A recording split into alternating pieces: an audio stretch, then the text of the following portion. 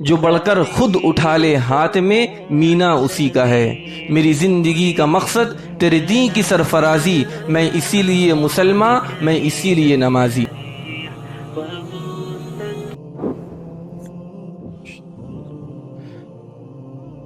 بسم اللہ الرحمن الرحیم۔ الحمد للہ نحمده ونستعینه ونستغفره ونعوذ باللہ من شرور انفسنا ومن سیئات اعمالنا، من يهده الله فلا مضل له ومن يضلل فلا هادي له، وإني أشهد أن لا إله إلا الله وحده لا شريك له، وأشهد أن محمدًا عبده ورسوله، أما بعد، فقد قال رسول الله صلى الله عليه وسلم: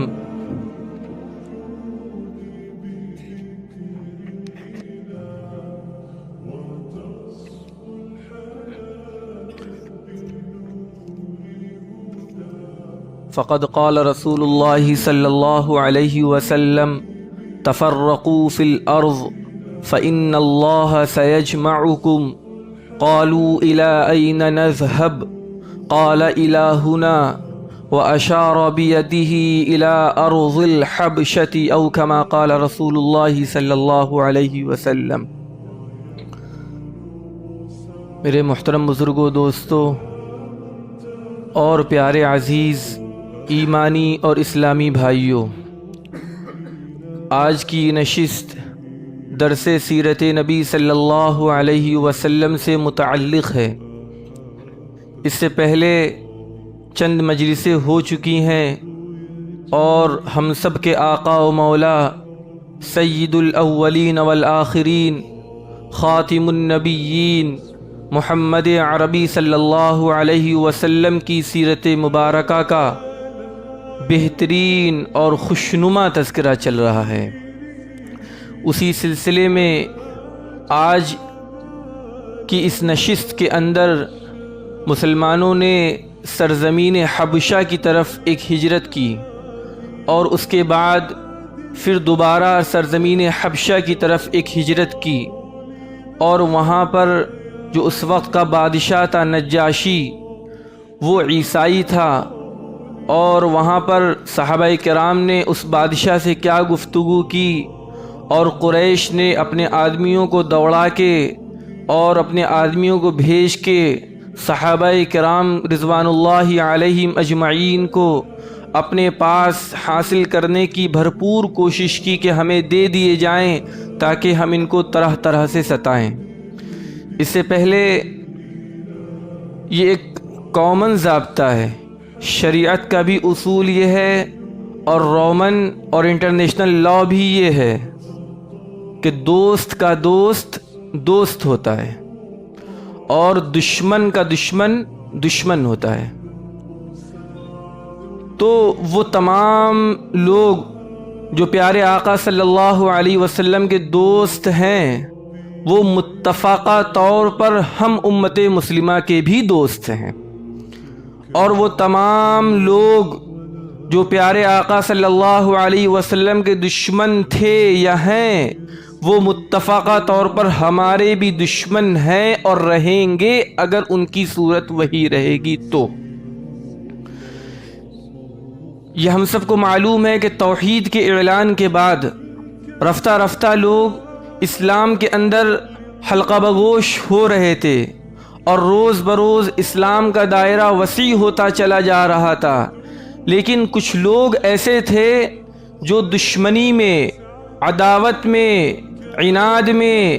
بغض میں، اور گویا کہ مصیبت کے پہاڑوں کو توڑنے میں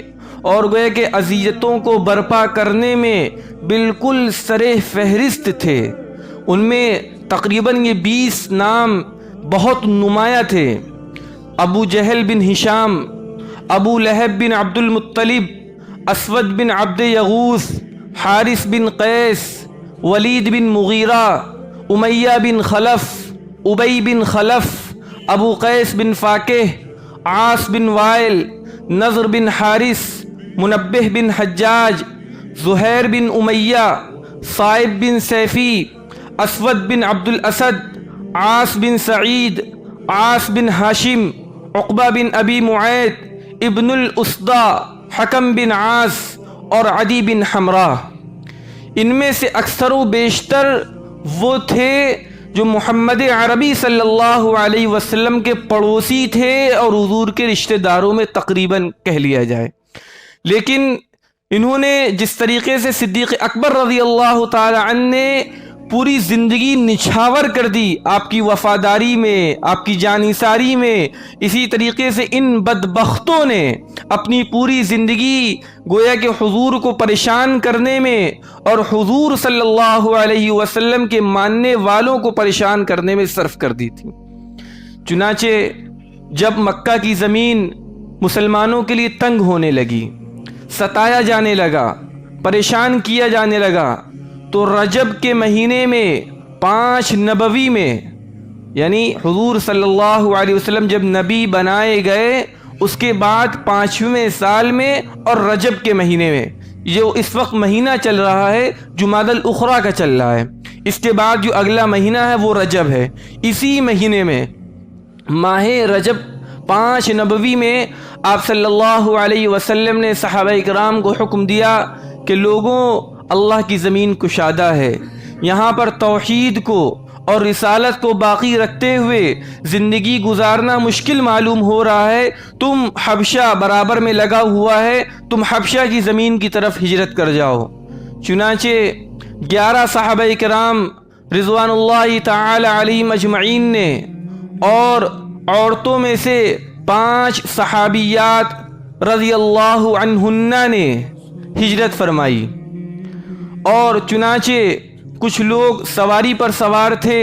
اور کچھ لوگ پیدل تھے۔ اسلام اپنی ابتدائی زندگی سے گزر رہا تھا تو تنگیاں بھی تھیں اور عسرتیں بھی تھیں۔ بعض حضرات وہ ہوتے تھے جن کے پاس فراوانی ہوا کرتی تھی، سواریوں کی سہولتیں ہوا کرتی تھیں۔ جن لوگوں نے ہجرت کی مردوں میں سے، ان میں حضرت عثمان بن عفان رضی اللہ تعالی عنہ ہیں، حضرت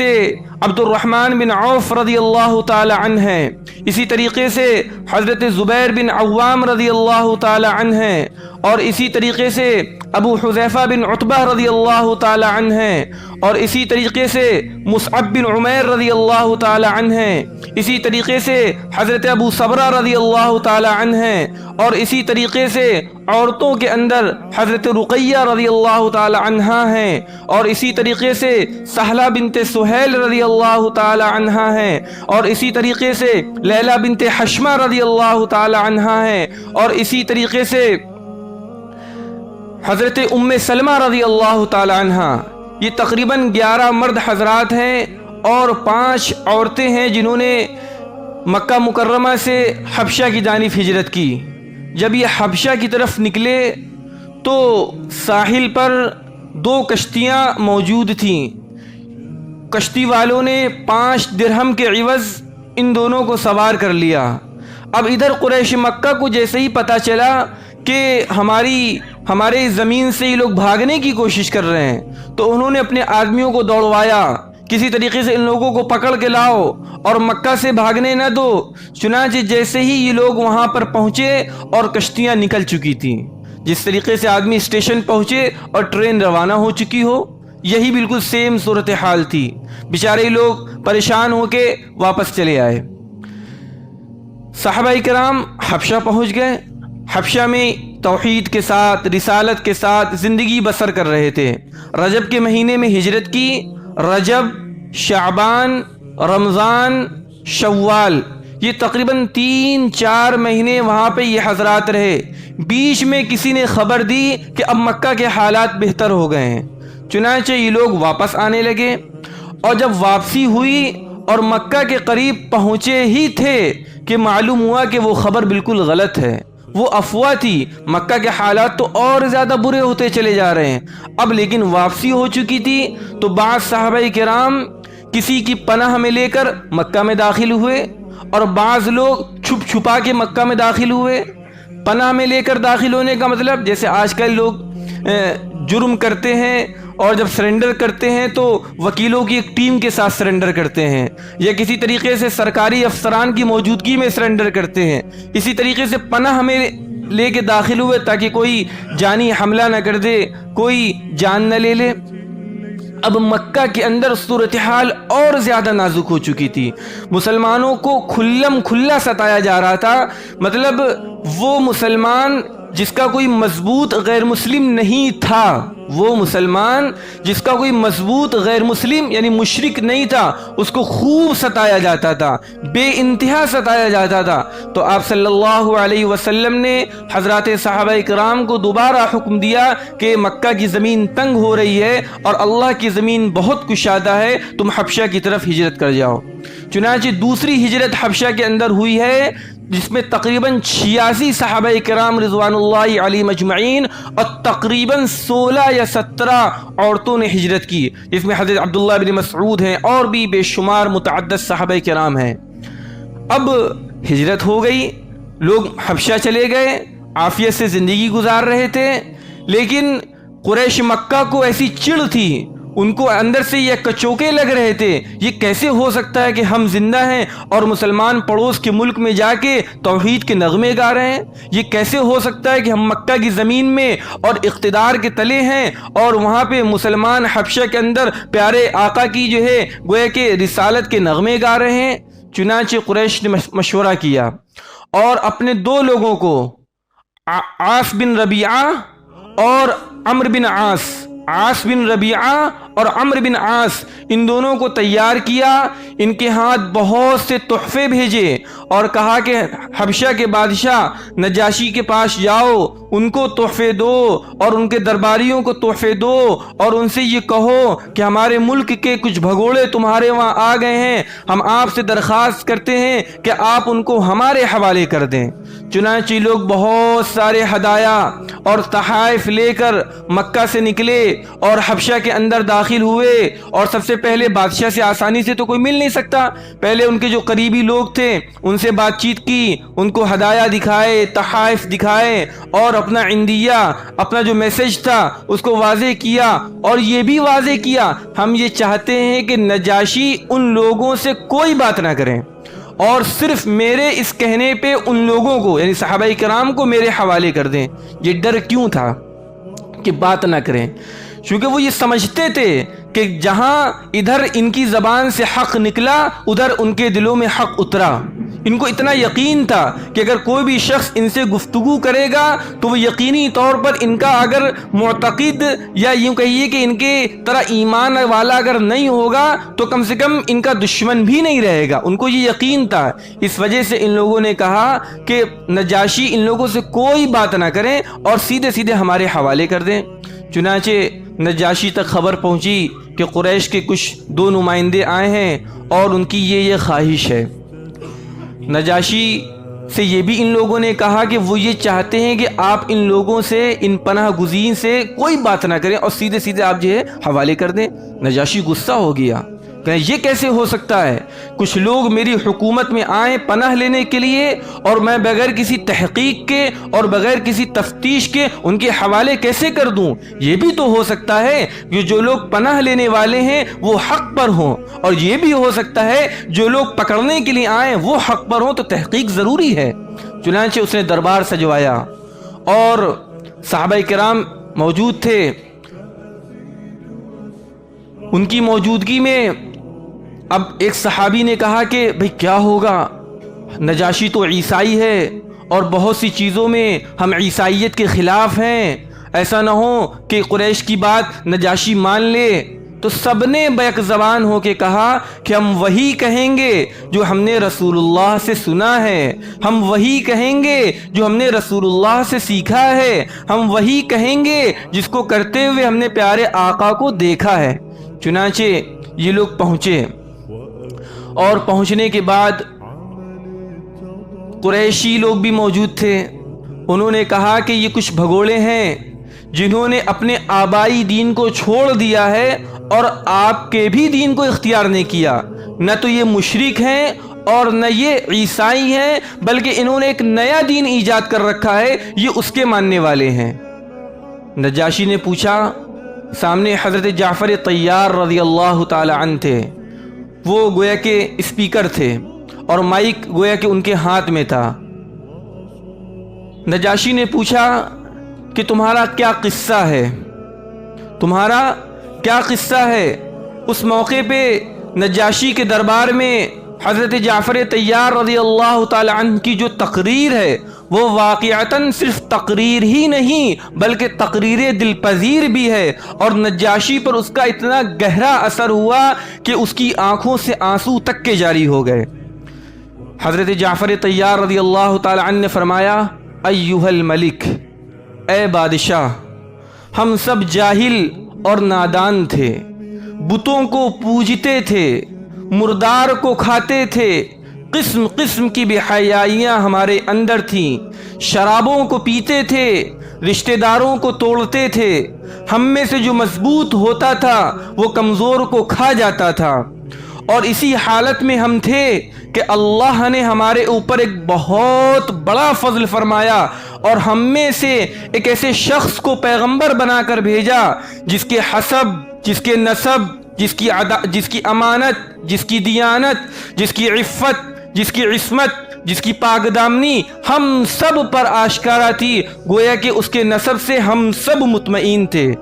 وہ آئے اور انہوں نے یہ کہا کہ ہم ایک اللہ کو مانیں اور ایک اللہ کو جانیں، بتوں کو چھوڑ دیں، صرف اسی اللہ کا سجدہ کریں، رشتہ داروں کے ساتھ حق تلفیاں نہ کریں، ان کے ساتھ بدسلوکیاں نہ کریں، پڑوسیوں کے حقوق کو ادا کریں، ہم میں کا جو مالدار ہو، ہم میں کا جو طاقتور ہو وہ کمزوروں کو کھانے کی کوشش نہ کرے، ہم سود کو چھوڑ دیں، ہم شراب کو چھوڑ دیں، اور اسی طریقے سے ہم خوریزی کو چھوڑ دیں۔ یہ تمام تر تعلیمات اور اس جیسی اور بہت سی اسلام کی تعلیمات حضرت جعفر طیار رضی اللہ تعالی عنہ نے نجاشی کے دربار میں نجاشی کے سامنے پیش کی،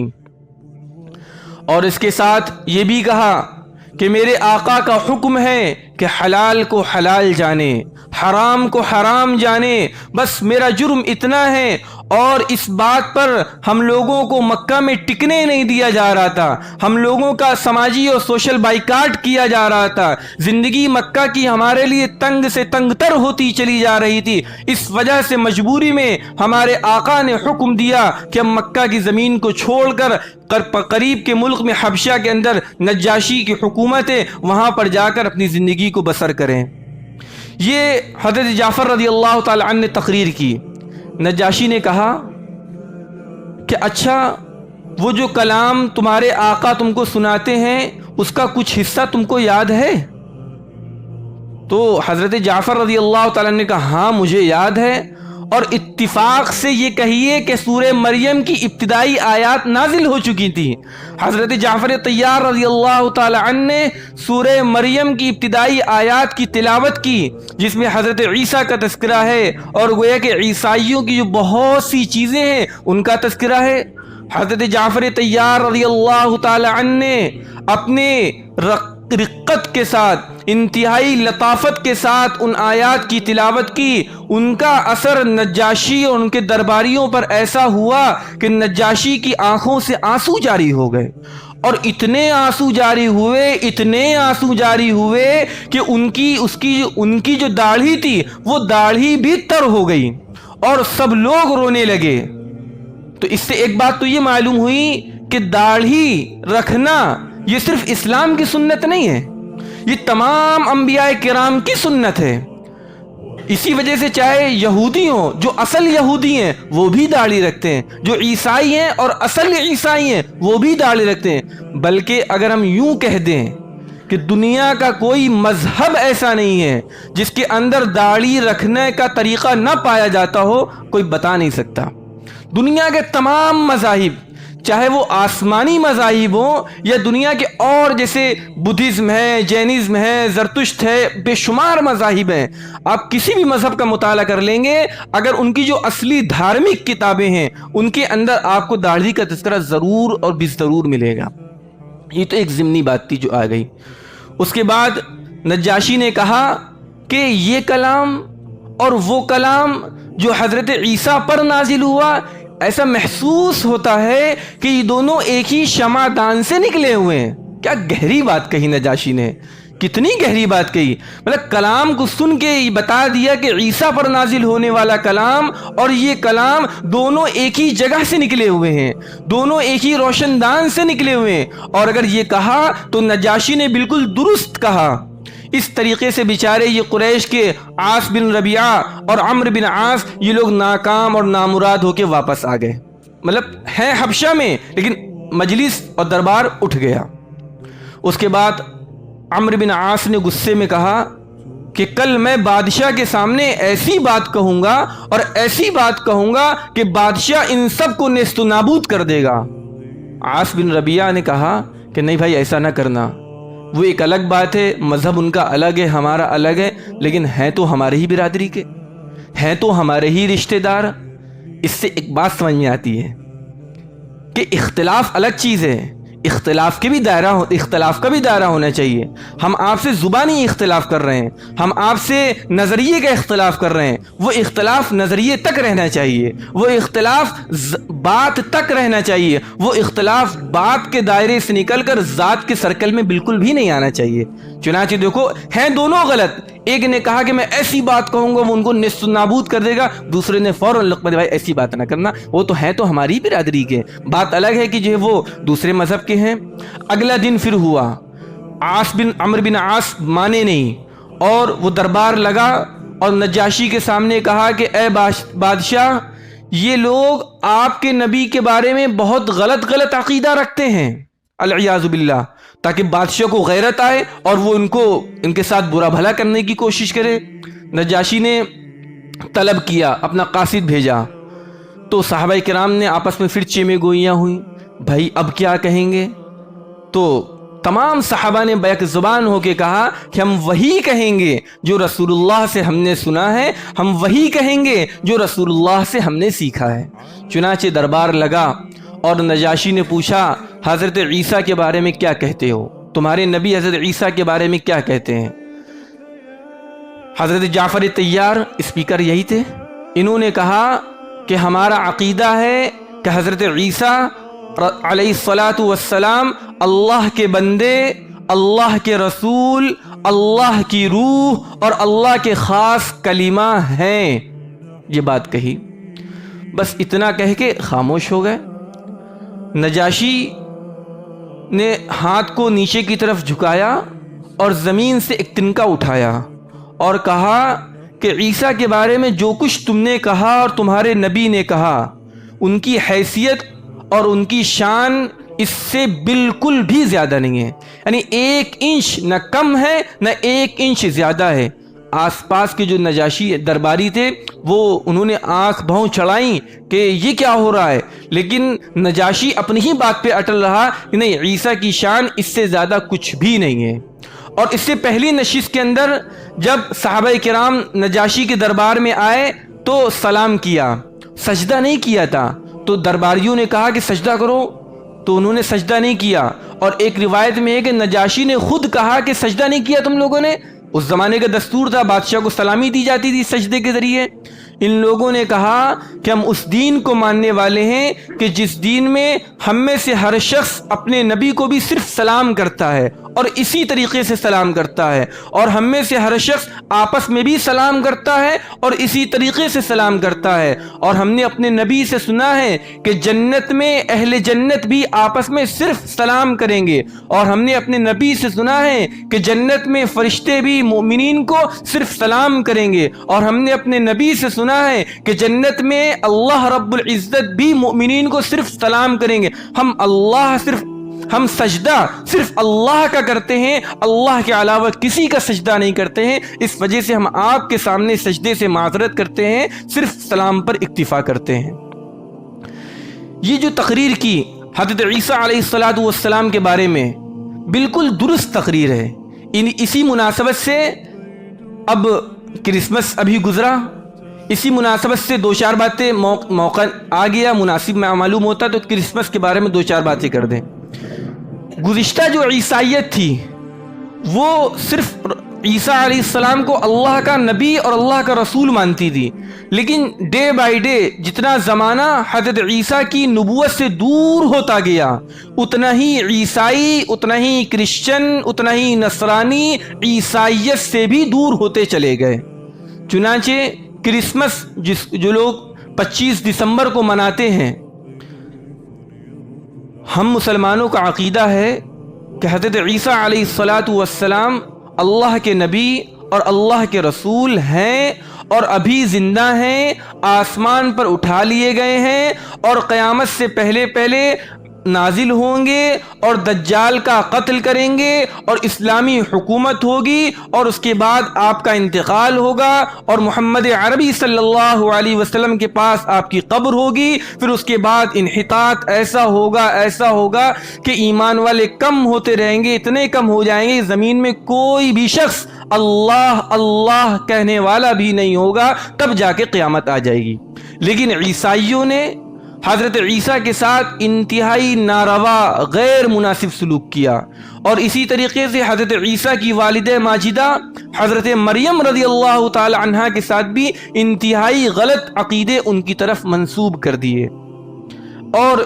آج کل تہوار کی شکل ہوتی ہے، 25 دسمبر اور کرسمس لوگ مناتے ہیں۔ کرسمس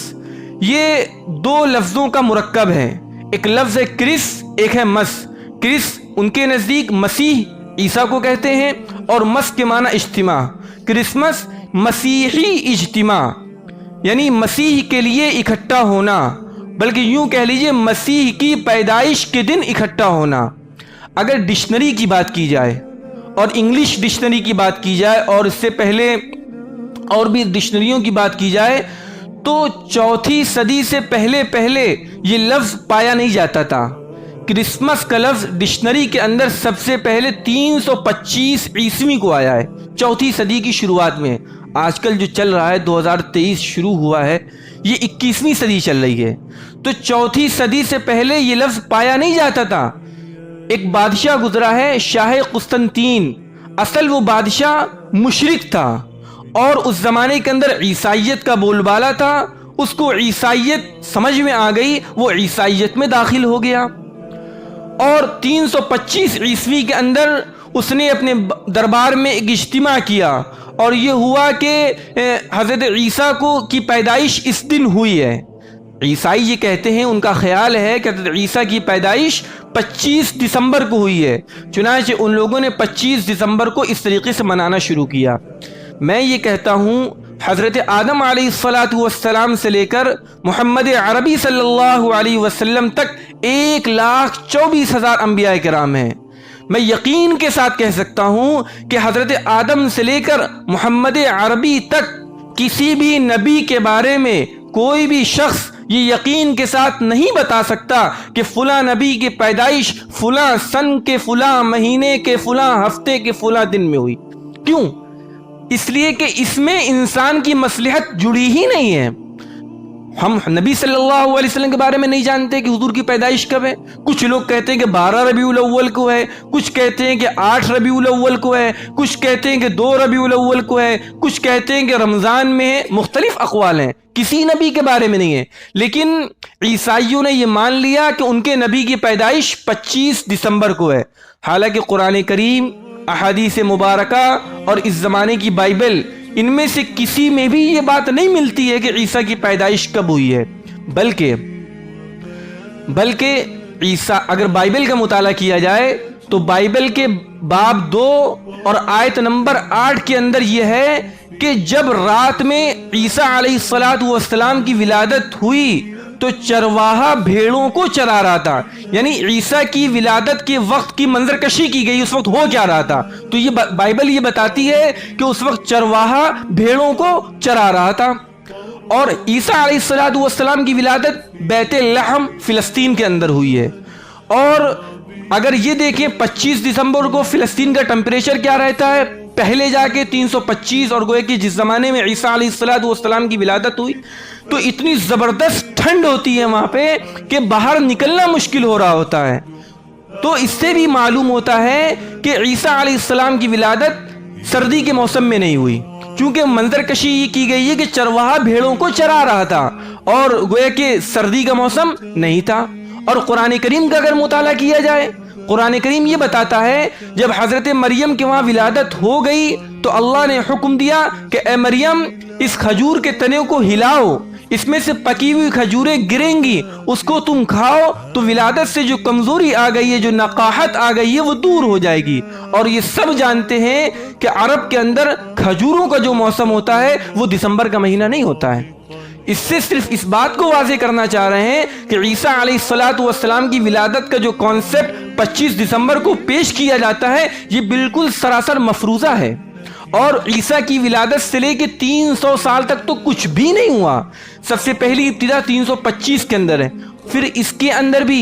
تمام عیسائی دنیا متفق نہیں ہے، بلکہ عیسائیوں میں بھی زبردست اختلاف ہے۔ چنانچہ رومن کیتھولک اور پروٹسٹنٹ چرچ کے ماننے والے یہ 25 دسمبر کو مانتے ہیں، یوم مسیح ان کا عقیدہ ہے،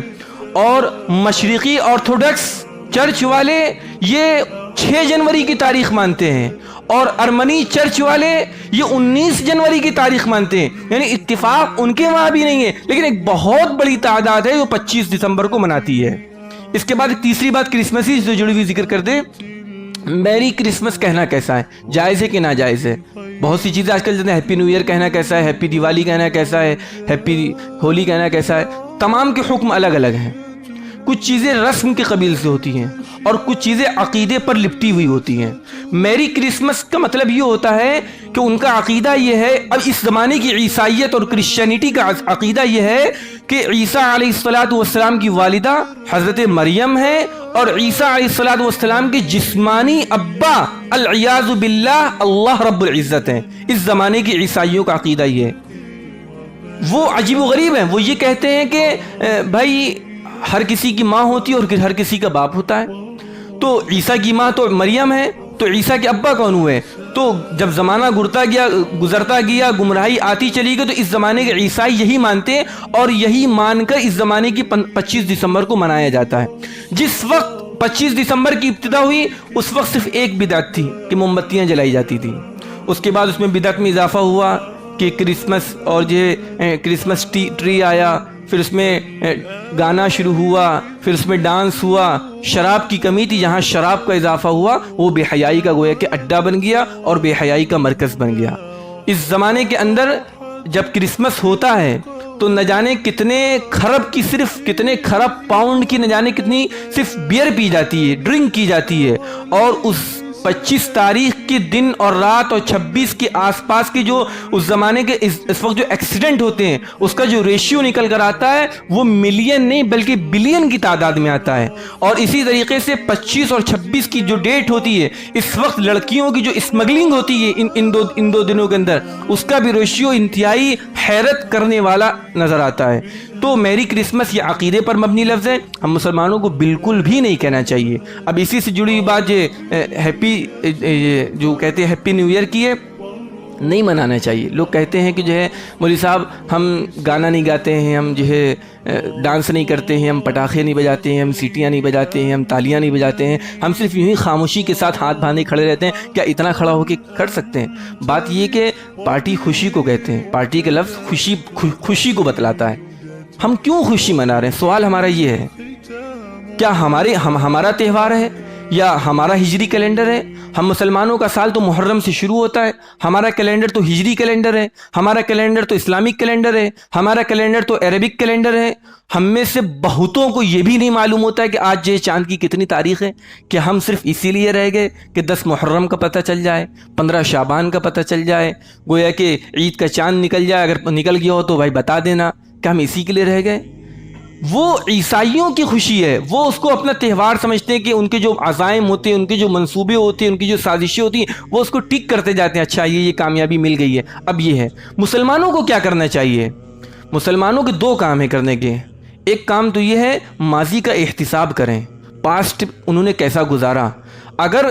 لکھیں، کاؤنٹ کریں گزشتہ سال میں ہم کیا کیا، ہم نے جو چیزیں اچھی کی ہیں ان پر اللہ کا شکر کریں، اللہ نے مجھے اچھی کام کرنے کی توفیق دی، جو چیزیں غلط ہوئی ہیں ان کی اصلاح کرنے کی کوشش کریں۔ دوسرا کام یہ ہے کہ فیوچر کی پلاننگ کریں۔ زندگی تو ایک برف کی سلی کے مانند ہے جو ہر وقت پگھل رہی ہے، اب کسی کی تیز پگھل رہی ہے، کسی کی کم پگھل رہی ہے، تو اس میں خوشی کی کیا بات ہے، اور بلکہ خوشی ہو کے ایک طریقے سے اور گناہوں کا مرکز بن جاتا ہے۔ اس وجہ سے آگے کی مستقبل کی پلاننگ کرنا چاہیے۔ یہ موقع سے دو باتیں نکل آئی تھی نجاشی کے دربار میں، اس طریقے سے ہوا۔ میں اپنی بات کو پیچھے کی طرف لاتا ہوں۔ نجاشی نے جب یہ سنا اس کے بعد جو ہے واپس کر دیا، اس طریقے سے لوگ رہنے لگے۔ اس کے بعد ایک مرتبہ یہ ہوا کہ حضرات صحابہ کرام حبشہ سے جانے لگے،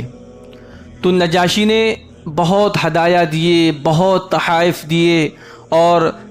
سفر کا خرچ دیا، اور کہا کہ اپنے نبی سے جانا اور جو کچھ میں نے تمہارے ساتھ کیا ہے اور یہ بتانا۔ اور اس سے پہلے ان قریشیوں سے کہا، عاص بن ربیعہ اور عمرو بن عاص، ان دونوں سے کہا میں ہرگز ان صحابہ کرام کو تمہارے حوالے بالکل بھی نہیں کروں گا، اور یہ اپنے ہدایہ اور اپنے تحائف جو لے کر آئے تھے واپس لے کے چلے جاؤ۔ اللہ نے مجھے حبشہ کا ملک بغیر رشوت کے دیا ہے، میں تمہاری رشوت کے ذریعے ان لوگوں کو تمہارے حوالے کبھی بھی نہیں کروں گا۔ اس کے بعد حضرات صحابہ کرام واپس آئے، اور حضرت جعفر طیار رضی اللہ تعالی عنہ نے پورا واقعہ بیان کیا، نجاشی نے ہمارے ساتھ یوں کیا یوں کیا۔ اور اس وقت نجاشی کا ایک قاصد بھی ساتھ میں تھا، اس نے بھی بتایا کہ آپ ان کو بتائیے کہ میرے بادشاہ نے آپ کے ساتھ کیسا کیسا اعزاز کیا، اور یہ بھی کہا نجاشی نے کہ ان سے کہنا کہ میرے لیے مغفرت کی دعا کریں۔ کتنی بڑی بات کہی، اللہ اکبر، کہ نجاشی نے کہا کہ اپنے نبی سے پوری بات بتائیے گا اور کہیے گا میرے لیے بھی دعائے مغفرت کریں۔ جس وقت حضرت جعفر طیار رضی اللہ تعالی عنہ نے پیارے آقا کو یہ بات بتائی، حضور صلی اللہ علیہ وسلم کھڑے ہوئے، حضور نے وضو کیا اور حضور نے دعا کی، اللہم اغفر للنجاشی، اللہم اغفر للنجاشی، اللہم اغفر للنجاشی، اس طریقے سے مغفرت کی دعائیں کی، اور اس کے بعد جو ہے